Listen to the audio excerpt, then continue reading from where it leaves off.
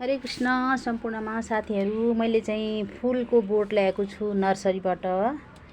यो सेतो फुल अनि यो चाहिँ रातो फुल फुल्छ यस्तो खालको। अनि यसमा चाहिँ साथीहरू एउटै गमलामा हैन पुरा टन्नै फुल फुल्छ के, दिनदिनै फ्लावरिङ हुन्छ। अनि सुरुमा मैले ल्याएको थिएँ, अनि यो फुलमा पानी बढी हाले पनि मर्दो रहेछ, मलाई थाहा थिएन। अहिले चाहिँ मैले दोस्रो पटक ल्याएको छु, पहिलाको चाहिँ मर्यो साथीहरू।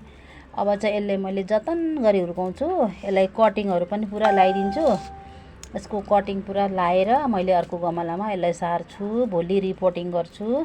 ल्याउने बित्तिकै गर्नु हुँदो रहेछ। आज हिजो राखेको, आज राख्छु। अनि भोलि छट्ट यसलाई अर्को गमलामा रिपोर्टिङ गरेर यसको कटिङहरू पनि लगाइदिन्छु। यसलाई बचाएर राख्छु। कस्तो राम्रो फुल हुन्छ यो रातो, भगवान पूजाको लागि। अनि यो सेतो फुल पनि छ। बिस्तारै बिस्तारै फुलहरू पनि एक दुईवटा राख्नु पर्यो साथीहरू। यसो बेला मौकामा कहिलेकाहीँ हैन आफ्नै घरको फुलले पनि भगवानलाई पूजा गर्नुहुन्छ भनेर। हरे कृष्ण।